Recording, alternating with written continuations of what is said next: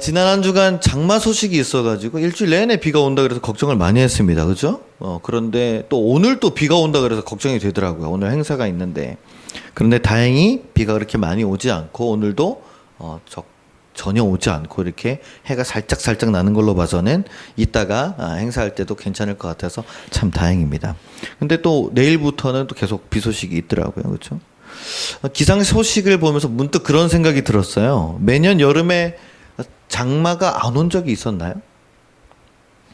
가뭄이 좀 있었던 적도 있었던 것 같은데, 그렇죠? 제 기억으로는 장마나 태풍이 아예 한 번도 안 온 적은 없었던 것 같습니다. 즉 여름에 장마가 오듯이 자연의 시간이라는 것이요, 자연의 법칙이라는 것은 늘 때가 되면은 반드시 흘러가고 돌아온다는 것이죠. 운명에 관해서 이런 영어가 있습니다. What will be, will be. 무엇이 일어나든지 일어날 것이다. 어차피 일어나게 되는 일은 일어난다는 것이죠. 그래서 어떤 일이 우리의 삶에 일어나게 되는데 그것을 피해보려고 안간힘을 써봐도 운명이라면 받아들일 수밖에 없다. 뭐 이런 그런 내용인 것 같습니다. 그렇죠? 우리는 하나님을 믿기 때문에 운명의 힘이라기보다는 그것을 뭐라고 해석을 합니까? 하나님의 뜻이다라고 받아들이게 되죠. 하지만 그래도 기왕이면 좋은 일들이 일어나길 바라고 또 나쁜 일들이 예측이 되면 어떻게든지 그 나쁜 일들을 좀 피해보려고 발버둥을 치는 것은 하나님을 믿는 사람이나 믿지 않는 사람이나 똑같은 인간의 본성이 아닐까 생각합니다. 지난주에 그렇게 시청 앞에서 갑자기 그죠?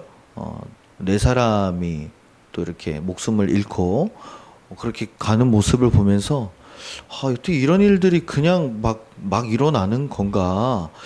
이게 뭐 조심한다고 되는 일이 아닌 것 같아요. 그렇죠? 요즘에는 뭐 이태원 사건도 그렇고 뭐 그냥 아무렇지도 않게 우리가 일상을 살아가다가 그냥 그런 일들이 막 일어나서 참 무섭다. 그러니까 그거를 피한다고 해서 피해지는 게 아닌 거라는 거죠. 왜 하필 그런 일들이 그 사람들에게 일어나는가, 우리의 이웃들에게 일어나는가를 우리가 아무리 되묻고 생각해봐도 사실 그 답을 또 우리가 찾을 수는 없는 일입니다. 어쨌든 그렇게 흘러가는 시간, 그런 운명, 그런 삶을 우리가 거스를 수 없듯이 어느새 2024년에 한 복판에 와 있습니다.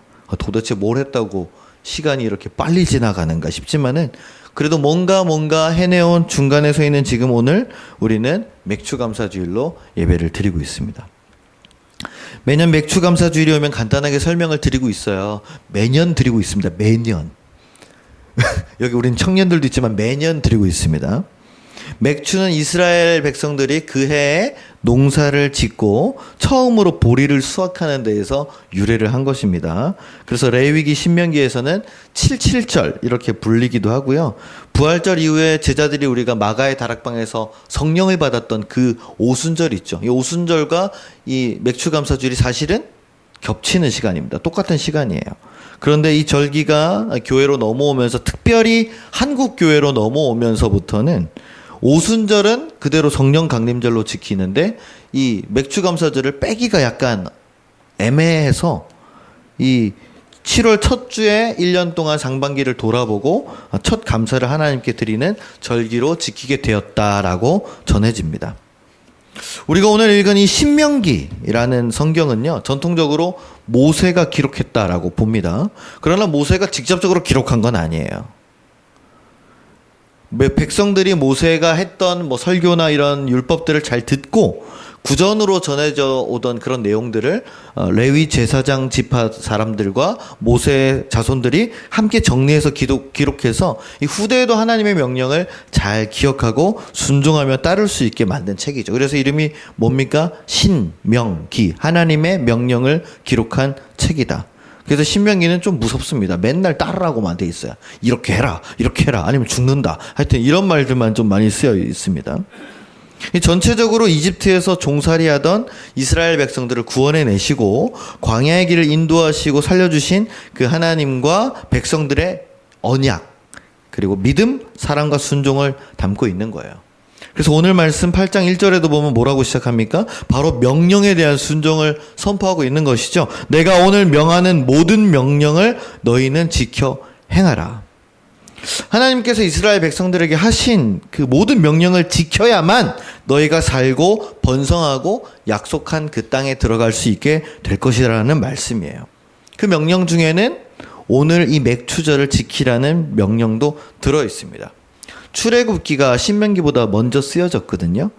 혹시 한번 찾아보시면은 출애굽기 23장 16절을 한번 찾아보십시오.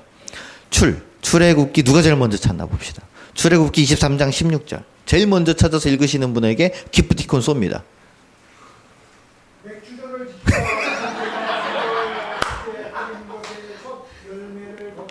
아멘. 네, 우리 장로님께서 일바로 하셔서 박수 한번 하겠습니다.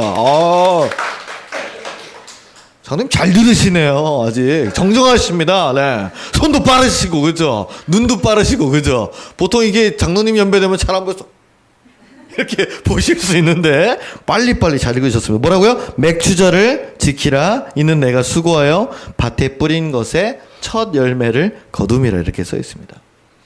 성경을 보면은요, 특히 신명기를 보면은요, 하나님의 명령은 굉장히 심플합니다. 단순해요. 내가 말한 걸 지키면 너희는 복을 받을 거야. 그러나 지키지 않을 거면 벌을 받을 거야. 딱 둘 중에 하나입니다. 얼마나 심플해요. 이 명령대로만 살면 우리의 삶도 굉장히 심플해서 참 좋을 텐데 그대로 사라지지 않는 게 문제죠. 그럴 수가 없어요. 왜냐면은 이 심플한 명령을 딱 듣는 순간 그거를 우리가 그대로 이해하고 그대로 순종하면 되는데 왜 이렇게 심플하지? 이렇게 벌써 우리의 본성이 꿈틀꿈틀거리면서 작동하기 시작하죠. 왜 그렇게 살아야만 하지? 또는 왜 꼭 그 방법밖에 없는 거지? 이해가 안 되고 납득이 안 되는 것을 내가 무조건 따르는 게 맞는가? 나는 내가 이해가 되고 난 내가 납득이 돼야 따를 거야. 그게 맞는 건가? 이러면서 우리는 참 똑똑하다는 것이죠. 2024년 아주 똑똑한 시대를 우리는 아주 똑똑하게 살고 있습니다. 그래서 하나님보다 더 똑똑해지려고 하는 것이죠. 아니 하나님 유튜브 모르시잖아요. 그죠?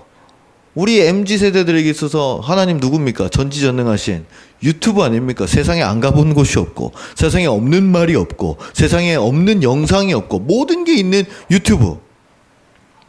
다 공짜죠. 누구나 볼 수 있죠. 영상으로 하나하나 보면서 보다가 멈추기도 하죠. 빨리 넘길 수도 있죠. 얼마나 좋은 시대를 우리가 살고 있어요. 유튜브.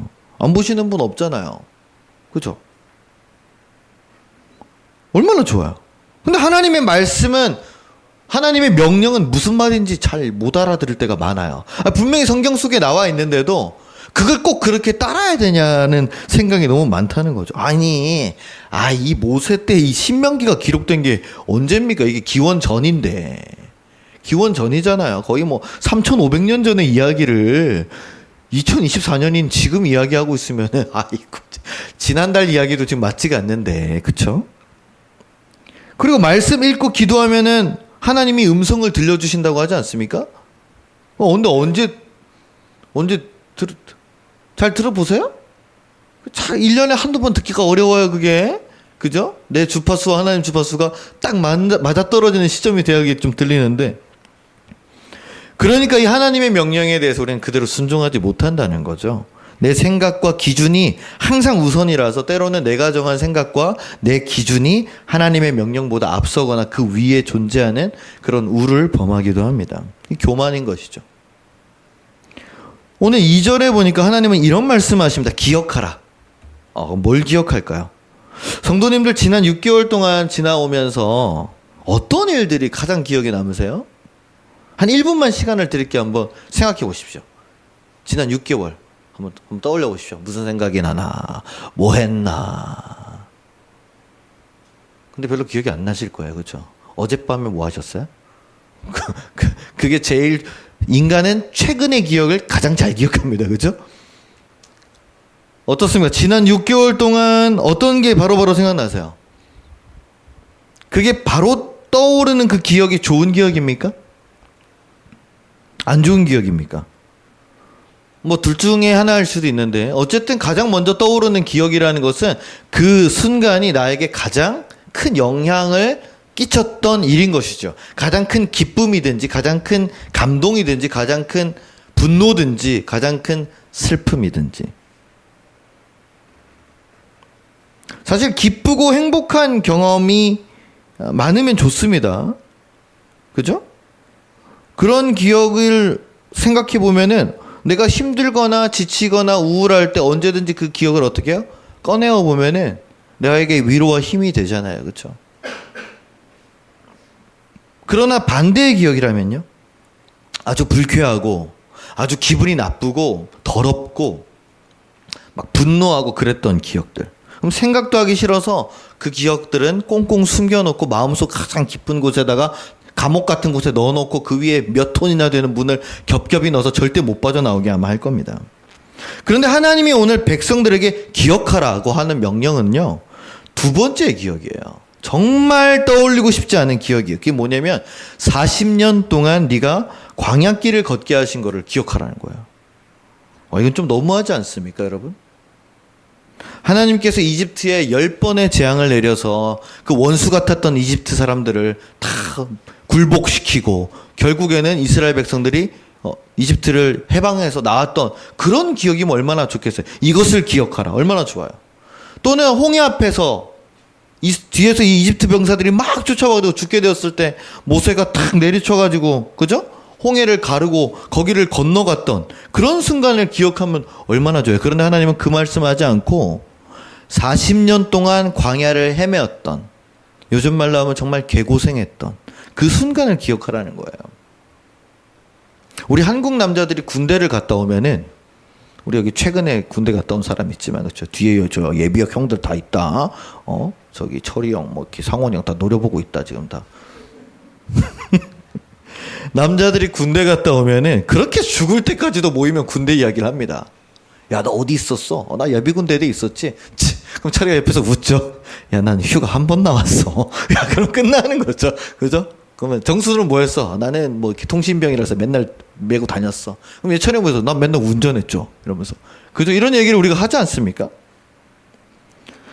그렇게 고생하고 힘들어서 죽을 뻔했던 그런 잊고 싶을 그런 순간이었는데도 왜 남자들은 모이면 그렇게 군대 이야기를 할까요? 저도 아직도 합니다. 야, 나도 GOP 있었어 임마. 네가 GOP 있어봤어? 이러면서 뭔지 알아? 크레모아 이런 거 고라니 뛰어다니까 죽는 거 봤어? 이러면서. 그죠? 남자들은 그런 이야기를 해요. 그래서 누가 더 힘들었고, 누가 더 죽을 뻔했고, 내가 멧돼지를 만났는데 트럭만 하고, 그죠? 뭐 독수리가 집채만 하고 내가 쏴주겠다. 이런 말도 안 되는 이야기들을 우리가 서로 하지 않습니까? 결국 내가 살아남았다는 이야기를 하는 거예요. 그죠? 여자분들은 어떤 이야기를 할까요? 제가 뭐 여자가 아니라서 잘 모르겠지만은 이 드라마나 영화를 보면은 주로 이제 여자분들은 남자와 사랑하다가 실연한 이야기, 실연당한 이야기, 뭐 이제 상처당 받은 이야기, 뭐 그죠? 그런 이야기를 이렇게 꺼내 놓더라고요. 근데 이 두 가지 이야기에 공통점이 있습니다. 뭐예요? 맨정신으로는 할 수 없는 이야기다. 맨정신으로는 할 수 없는 이야기다. 그래서 맨정신으로 못하고 뭐 먹으면서 합니까? 술 마시면서 그렇게 이야기를 하는 거예요. 술 마시면서. 왜? 이 술의 알코올의 힘을 빌리지 않으면은 내가 상처받은 이야기, 내가 버림받은 이야기, 또 내가 군대에서 죽을 뻔했던 이야기, 나를 그렇게 괴롭혔던 소대장 이야기, 저기 네, ROTC 장교했었던 분들은 잘 기억하십시오. 누군가는 아직도 나를 생각하면서 이를 갈고 있을지 모릅니다. 김충만 전사님. 우리 정창국 선생님 너무 오래되셔가지고 잘 모르겠고, 그런 이야기를 꺼내놓기가 너무 힘든 거예요. 왜? 맨정신으로 하기 힘드니까. 그러니까 이제 뭐 맨정신으로 절대 떠올리고 싶지 않은 그런 상처, 불행했던 경험, 분노의 기억들을, 그런 감정들을 술에 녹여서 이제 하는 것이죠. 그러니 하나님이 명령을 지키라고 말씀하시면서 이 광야 40년을 기억해라는 거는 이 백성들 입장에서는 좀 너무한 거죠. 아니 40년 동안 물론 하나님께서 낮에는 구름으로 덮으셔서 태양을 막아주시고, 밤에는 또 불기둥으로 따뜻하게 데펴주시고, 또 만나와 아침에는 만나, 저녁에는 매출하게 보내주셔가지고 빵도 먹고 고기도 먹고 그렇게 굶어 죽지 않게 하셨단 말이죠.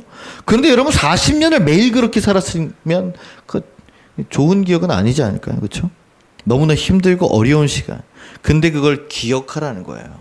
왜 그럴까요? 그 이유를 뒤에서 찾을 수 있습니다. 보겠습니다. 너를 낮추시며 너를 시험하사 네 마음이 어떠한지 그 명령을 지키는지 지키지 않는지를 알려 하심이라. 아멘. 이 광야 40년 동안의 지도자가 누구였습니까? 모세였습니다. 참 힘들었을 거예요.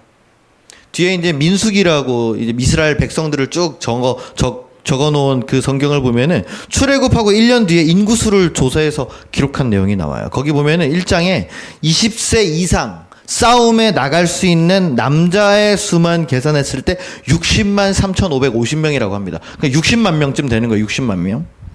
근데 고대의 인구가 남자만 수를 셌잖아요. 그렇죠? 거기다 곱하기 4 또는 곱하기 5를 하면은 전체적인 인구수가 나온다고 합니다. 그럼 몇 명인 거예요? 240에서 300만 명쯤 되는 거예요. 그걸 누가 통솔 한 거예요? 모세가. 거의 혼자. 300만 명. 여러분, 그 사람들이 100% 모세의 말을 좋다고 들었겠습니까? 하나님의 말씀이라고 해서 그걸 다 누가 순종했겠어요? 아니죠. 우리가 지난 한 달 동안 연합에 대해서 말씀을 나눴습니다. 그리스도와 연합하라. 그죠? 교회와 연합하라. 성도와 연합하라. 근데 우리는 같은 식구끼리도, 심지어 부부끼리도, 부모와 자녀끼리도 하나가 돼야 안 돼요? 안 돼요. 안 돼요. 그러니 300만 명이 어떻게 순종하겠습니까? 그래서 이 출애굽기, 신명기, 민수기, 레위기 이런 모세가 쓴 성경들을 우리가 한번 쭉 보면은요, 항상 말 안 듣는 사람들이 나와요. 그죠? 하지 말라는 거 꼭 하거든요. 모세가 하나님의 계명 받으려고 시내산 올라갔을 때 그 형 아론 꼬드겨가지고 야, 금 좀 다 내놔봐 해가지고 금송아지 만들어서 거기서 야, 좋다고 파티 나이트 하다가 모세가 내려서 그거 보고 이거 안 되겠네. 그리고 야, 니네 안 되겠다 하고 10개만 다 집어던져서 어떻게 됐습니까? 바로 거기서 지진 나가지고 6만 명 넘게 다 죽었죠. 거기서. 그리고 또 이 광야 생활 중에 백성들이 하도 불평하니까 하나님이 뱀을 보내가지고 다 물렸거든요. 그죠? 그래서 다 뱀 물려서 죽겠다 그래서 놋뱀 만들어서 올려놓고 쳐다만 보면 낫는다 그랬는데 그것도 안 쳐다보고 죽은 사람들이 많아요. 예? 그리고 뭐 만나가루가 맛있으니까 내일 또 나가서 이걸 또 찾기가 귀찮잖아요. 집에 좀 모아놓으니까 어떻게 됐습니까? 벌레 나가지고 다 썩고 벌레 꼬이고. 하나님이 분명히 말씀하셨어요. 명령에 순종해라. 제발. 묻지도 따지지도 말고 순종 좀 해라. 그러면은 분명히 내가 책임지고 돌봐주고 살리고 번성하게 해주고 약속한 땅에 들어가게 해줄게.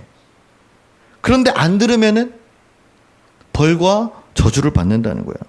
그 벌과 저주는 결국 누구 책임입니까? 우리 책임이라는 것이죠. 아니, 왜 근데 이렇게 말도 안 되는 명령을 하실까? 그 이유가 분명합니다. 너를 낮추시기 위함이라는 거예요. 우리 인간은 기본적으로 하나님의 형상을 닮은 존재들입니다. 믿으십니까? 할렐루야? 그래서 똑똑해요. 하나님의 형상을 우리가 닮았기 때문에 우리에게는 자유의지가 있고 지성이 있습니다. 내 자존심을 한번 생각해 보세요. 누구한테 지고 가만히 있습니까? 안 가만히 있어요. 내 생각과 감정이 조금이라도 오해받고 침범당하면 얼굴 표정이 그대로 막 굳습니다. 서로 막 이렇게 이야기를 하다가 난 그렇게 생각 안 하는데? 그러면은 입이 바로 튀어나오죠. 이렇게 네 뭔데 이렇게 하면서. 그렇죠? 지고 가만히 있지를 않아요. 내가 아무리 좋아하는 사람이라도, 나하고 오랫동안 관계를 맺었던 사람이라도 이 오해가 쌓이고 이걸 풀리지가 않고 한쪽에서 일방적으로 그걸 무시하거나 외면하거나 조롱하면은 우린 견디지 않습니다. 그냥 알았다. 네 마음대로 살아라. 우리 그만하자. 나도 너한테 더 이상 자존심 굽히면서 비굴하게 빌지 않는다. 또 그대로 돌아서는 거예요. 그게 10년이든 20년이든 30년이든. 그게 우리예요. 절대 낮아지지 않습니다. 엄청난 사건이 생기지 않고서는요, 절대 깨닫지 못합니다. 그래서 우리에게 시련과 고난이 펼쳐지죠. 기본적으로 힘들지 않으면 우리가 고마움과 소중함을 깨닫지 못하는 게 인간의 이기적인 본성이라는 것이죠. 그리고 그런데 그렇게 힘든 상황 속에서도요, 하나님의 명령을 지키는 사람이 있고 지키지 않는 사람들이 있습니다. 이 모세 시대 때부터 지금 2024년까지도 하나님께서 명령하신 딱 10계명만 봐도 우리가 알잖아요. 그렇죠? 제1계명이 무엇입니까? 성경 보지 말고 말씀해 보십시오. 제1계명이 뭐예요? 너는 나 외에는 다른 신을 두지 말라. 우리 청년들은 입을 꾹 닫고 있어. 괜히 잘못 말할까봐. 뭐라고요? 너는 나 외에는 다른 신을 두지 마라. 이 계명이 가장 처음이고 가장 중요한 계명입니다. 그래서 이 명령을 지키는 순종이 뭐예요? 오늘날까지도 이어지는 게 바로 그게 뭐예요? 예배입니다. 그래서 주일날 예배 드리는 일이 믿음 생활에 있어서 가장 중요하고 가장 처음인 순종인 것이죠. 이것도 잘 지키는 사람이 있고 잘 못 지키는 사람들이 있습니다. 다 똑같지는 않지만 여러분 일요일 아침에 늦지 않게 예배 나오는 일이 모두에게 다 똑같이 힘들고 어려운 일 아니겠습니까? 그래서 스스로 생각을 해봐야 됩니다. 나는 이 명령에 그대로 순종하고 있는가? 어디 일이 있고 어디 아프고 뭐 복잡하고 사람 보기 싫고 뭐 귀찮고 멀고 그래서 내가 이 예배 시간을 못 지키고 자꾸만 빠지고 못 나온다면 깨달아야 된다는 것이죠. 아, 내가 하나님의 명령에 순종하지 못하고 있구나. 우리끼리는 익스큐즈가 됩니다. 우리끼리는 다 이해해요. 그럴 수 있지. 그럴 수 있지. 괜찮아. 시간 날 때 나와. 그럴 수 있지. 좀 늦게 나와도 나와. 괜찮아. 다 이해해. 그러나 하나님은 그렇지 않다는 거예요.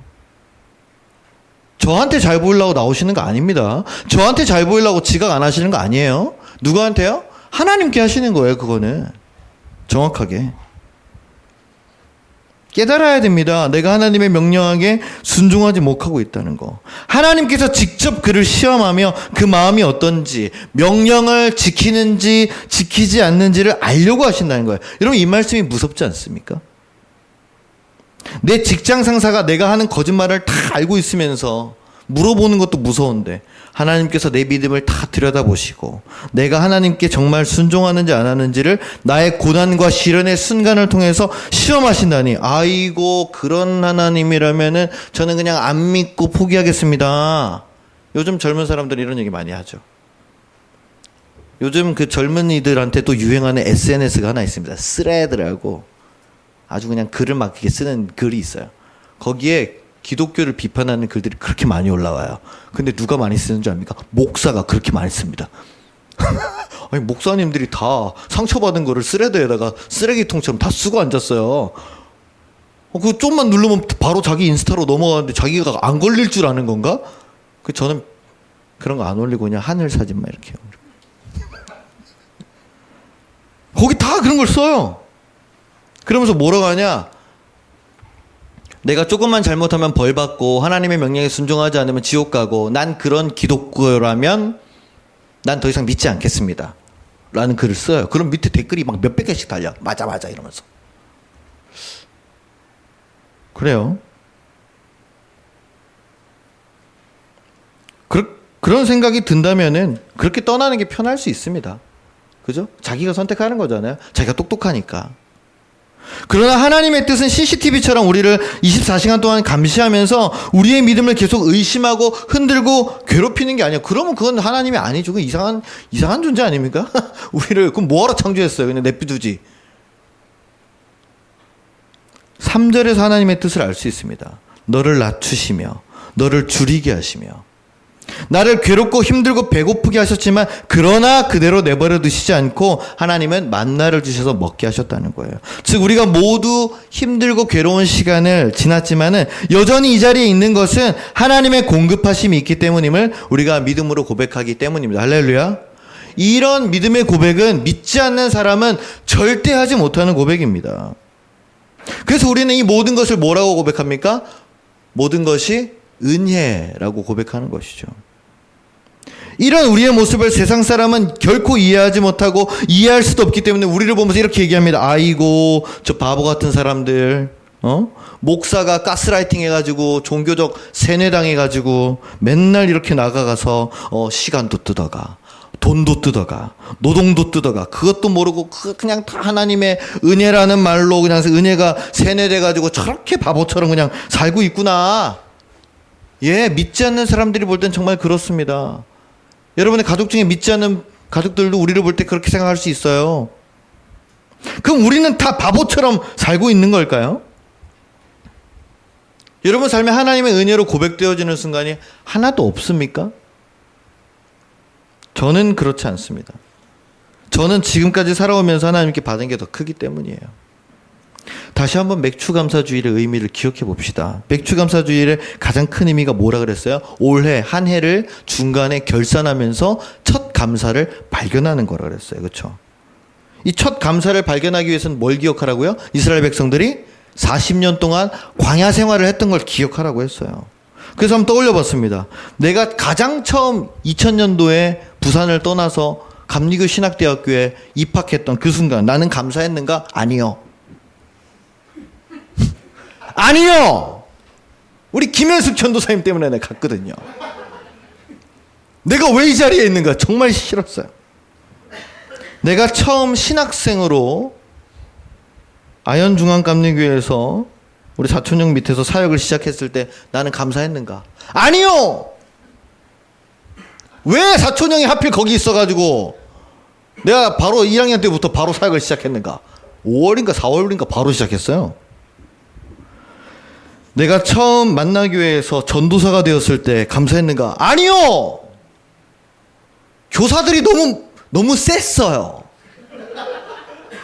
아니 선생님들이 현대호텔 지사장 성형외과 의사 웬만한 대기업 임원 서울대 무슨 연구 이런 분들이니까 제가 찍소리도 못 하겠더라고요. 제가 처음 들은 말이 뭔지 아십니까? 교사회에 들어갔을 때 그 전도사님은 얼마나 있을 거예요?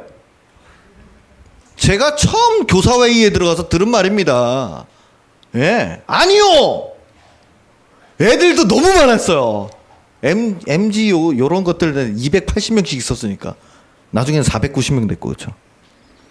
자, 이게 너무 옛날 얘기니까 하늘쌤으로 좀 한정져서 생각해 보겠습니다. 나는 하늘쌤 교회 처음 오게 되었을 때 감사했는가? 맨 처음에 나의 계획과는 전혀 다른, 저는 원래 어디? 광교 가려고 그랬어요. 전혀 다른 의정부 306 보충대를 나온 그 동네 용현동에 나온 제가 오게 됐을 때 이 빨간 벽돌로 된 2층 교회 건물에서 예배를 드렸을 때 나는 기분이 어땠는가? 어머니와 아내와 승아와 함께 그 작은 교회에 들어갔을 때 만나교회와는 비교도 안 되는 이상한 냄새부터 시작해가지고 누추하고 어두컴컴하고 그러면 작고 좁은 그 교회에서 제가 야 이게 뭐야 이럴 수는 없잖아요. 저 때문에 우리 아내는 따라왔는데 우리 어머니도 그렇고 그래도 이 정도면 괜찮네. 여기 목욕실도 있고 갈라져 있어 이렇게 그렇게 억지로 괜찮다고 말하면서 힘들게 웃었던 그때 나는 행복했는가? 왜 여러분이 대답하세요? 성도 하나도 없이 아내와 어머니와 승아 넷이서 그리고 우리 장로님 권사님과 여섯이서 그렇게 조촐하게 첫 예배 한번 사진 보여주세요. 그렇게 예배 드렸을 때 나는 기분이 어땠는가? 저 때가 첫 예배예요. 첫 예배 2011년 12월 6일 날 11시에 예배를 드렸던 저게 첫 모습입니다. 저 때 제가 웃고 있지만 행복했을까요? 왜 자꾸 여러분이 권사님 그 맨 뒤에서 그렇게 자꾸 바꿔 놓으시면 곤란합니다. 여러분 처음 하늘쌤 왔을 때 저는 비록 행복하진 않았습니다. 그런데 처음 마음에 참 순수하게 또 참 열심히 그리고 그때 갓 목사가 되었잖아요. 2012년 제가 4월에 안수를 받았으니까 참 정직하게 최선을 다했던 것 같아요. 근데 마음 한켠에는 사람들을 빨리 모으고 싶었고 인정을 받고 이제 만나기 위해서 그랬던 것처럼 역시 목회 잘한다고 역시 전웅재 목사라고 그런 칭찬과 인정을 받고 싶어서 제가 안간힘을 썼습니다. 그런데 저의 생각과는 다르게 교회 어른들이 아니라 애들이 오는 거예요. 저 김철, 정상원, 권영진 이런 것들이 오기 시작하는 거예요. 그래서 맨날 와가지고 그때 철이가 제일 착했어. 철이는 애들하고 싸우질 않아요. 상원이 맨날 이렇게 웃으면서 친구 데리고 왔어요. 주먹밥 사주세요. 얼마나 애가 재밌었는지. 그리고 그 아이들의 필요와 가정들과 마음에 또 상처가 있었기 때문에 그것들이 저를 붙잡더라고요. 그렇죠? 그래서 지금까지 오게 됐습니다. 제가 지난 주일로 마치자마자 용산 가서 KTX 타고 육군본부를 갔다가 찍고 왔죠. 그리고 월요일, 화요일, 수요일부터는 1,500명이 모인 그 프레시 컨퍼런스라는 곳에서 제가 강의를 했습니다. 메인 강의를 했어요. 와, 수많은 사람들이 막 박수 받고 제가 이렇게 나오니까 사인 받아 달래 저보고. 와, 그래서 왜 내 사인을 왜 받냐? 아, 받아야 된다고. 그래서 사인도 받고 인증샷도 찍고. 그리고 이렇게 권사님들 사이에 이렇게 돌아다니는데 권사님들이 8명, 10명씩 앉아있는데 손을 막 흔들어요. 아는 사람인가 봤더니 모르는 사람이야. 목사님! 이러면서 최고! 이러면서 와서 사진 찍자고 그래서 사진도 찍어주고. 연예인 된 것 같았어요. 그리고 목요일과 금요일에도 외부교회 일정으로 뭐 새벽기도, 금요철야 어제까지 다녀왔습니다. 그렇죠? 일주일 내내 외부에서 초청받아서 이렇게 바쁘게 다니는 제 모습을 보면서 제 스스로 놀랍니다. 이게 어떻게 이렇게까지. 지금의 저는 하늘쌤이 처음 왔을 때 저와는 완전히 다른 저이죠. 좋은 의미든 나쁜 의미로든 변했습니다. 저기 써있는 글처럼 우리가 변화는 있어도 변함이 없기를 바라지만 정말 나의 초심이 변하지 않았기를 바랄 뿐입니다. 그 변화의 중심에 그 세월의 시간 속에 내가 처음 하늘샘에 왔을 때 감사를 찾을 수 있는가? 이 질문을 저는 오늘 여러분들에게 드리고 싶습니다. 오늘 여러분들에게도 똑같이 묻고 싶어요. 사랑하는 우리 하늘샘 사역자들이 있습니다. 여기 전사님들, 목사님들. 여러분 하늘샘에 처음 오셨던 그날을 기억하시죠? 우리 김충만 전사님 조용히 와가지고 은혜 사모님이랑 애 둘 없이 솔랑 와가지고 앉아있다가 연탄 봉사 같이 가고 그때 이제 자기 사실은 전도사라고 이렇게 오픈했던 사실을 기억합니다. 우리 박지현 전사님, 우리 은호 전사님도 그죠? 호원중학교에 있다가 라면 한 박스 울러매고 안녕하십니까 하고 왔던 게 기억납니다. 그때 그 감사를 기억합니까 우리 사역자들? 지금 후회하고 있는 거 아니죠? 내가 여기 오지만 않았으면은. 우리 김기성 목사님이 제일 프레시합니다. 그죠? 바로 튀어나갈 수 있어요. 근데 내가 인사구역회까지 다 진행했다 너는. 우리 청년들은 어떻습니까? 하늘쌤 처음 왔을 때 아직도 그 첫 순간들이 다 기억나는데 그렇죠? 우리 하늘이 진짜 어릴 때는 귀여웠는데 지금 귀엽진 않잖아요. 누가 나빠하는 게 아니고 지금 귀엽진 않잖아요. 제가 뭐 잘 컸지. 예? 귀엽진 않잖아. 그렇죠? 우리 성도님들 어떻습니까? 우리 권사님들 처음에 오셨을 때 하늘샘을 다니겠다고 결정해서 오셨을 때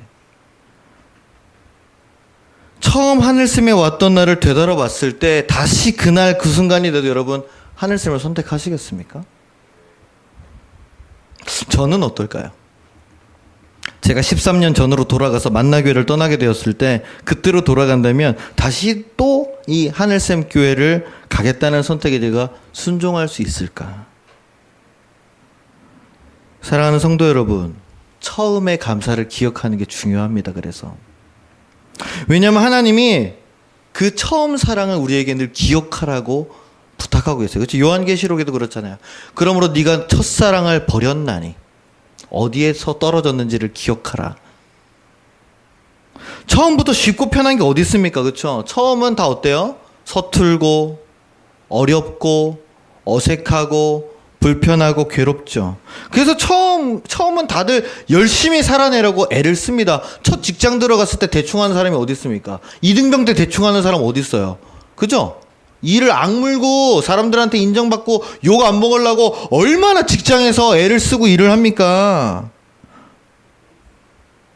마음에 안 드는 사람이 있고 나를 괴롭히는 사람이 있어도 강한 정신력으로 우리가 버티면서 그걸 웃으면서 잘 넘깁니다. 하하하 그쵸 이러면서 그죠? 첫 사랑할 때 어떻습니까? 서로 사랑할 때 처음 만났을 때는 그렇게 서로 사랑하고 아끼고 배려하고 간이고 쓸기고 다 빼주는 것처럼 그러다가 지금은 어떻습니까? 뭐 할래? 뭐? 나 약속 있어. 저희 집 얘기하는 거 아닙니다. 이렇게 된다는 거죠. 이렇게 된다는 거죠. 예. 라디오에서 그런 얘기를 들었던 것 같아요. 처음 사귈, 더도 말고 덜도 말고 처음 사귈 때만 같아라. 시간이 지나면서 익숙해지고 점점 잘해지면서 어떻게 됩니까? 힘들었던 시간, 괴로웠던 시간, 내가 그렇게 노력하고 애썼던, 버텨왔던 시간을 잊고 맙니다. 그래서 그 다음부터는 내 시간이 되는 거예요. 내가 기준이 됩니다. 나한테 왜 이래? 내가 이만큼 했는데 왜 이래? 여러분, 일과 사랑도 그러는데 신앙은 말할 것도 없겠죠. 신앙도 더욱 그렇습니다. 그러니 오늘 말씀이 알려준 것을 우리가 기억하길 원합니다. 처음을 기억하지 못한다면은 그 처음 나의 자존심, 나의 뜻을 내려놓았던 그 순수한 순종을 하나님께 보이지 못하신다면 여러분, 우리는 감사를 찾기가 어려울 거예요. 계속 세상은 치열합니다. 나는 더더욱 복잡해집니다. 혼자일 때 좋죠. 결혼해봐요. 애 낳아봐요. 애들이 사건 사고를 안 쳐요? 계속 칠 거예요. 그렇죠? 쉽지 않아요. 계속 인생이 복잡해져요. 그런 속에서 하나님의 명령은 더더욱 불합리합니다. 아니, 돈 없는데 자꾸만 헌금 내라고 하니까, 아니, 시간 없는데 자꾸만 의무를 강조하니까 불합리하는 거죠. 그러면 교회와 신앙생활은 계속 부담스러워질 수밖에 없어요. 하나님은 우리의 믿음을 시험해서 우리를 벌하고자 하시는 게 아닙니다. 우리로 하여금 하나님께서 먹이시고 살리심을 깨닫게 하고자 하십니다. 고난과 시련이 찾아올 때 하나님을 욕하고 외면하고 도망치는 선택이 아니라 여호와의 입에서 나오는 모든 말씀으로 내가 사는 줄을 보고 하나님의 명령을 지키는 우리가 되길 원합니다. 비록 복잡한 삶을 살고 있지만, 그래서 너무나 선택하기 어렵지만, 항상 갈등하고 우리가 미루지만, 그래도 하나님 명령 앞에 단순하게 순종하는 선택을 한번 해보자는 거예요. 예배드리는 시간을 내가 철저히 지키고 훈련하고 하나님께 물질과 내 뜻을 드리는 것을 또 훈련해보고, 과연 하나님께서 나를 먹이시고 살리시는지를 잠잠히 믿고 따라 봅시다. 그럴 때 그래도 하나님께서 여기까지 나를 인도해 주셨구나 하는 그 은혜의 감사, 올해의 중간을 지나는 그 첫 감사를 하나님께 올려드리는 저와 여러분들 되시기를 주님의 이름으로 간절히 축원합니다.